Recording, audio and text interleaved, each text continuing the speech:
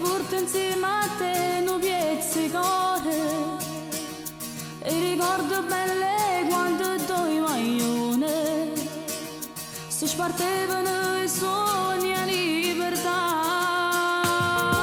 Chissà, si continua a mi chiamare come una volta, si mi tratta come se fosse una sorella.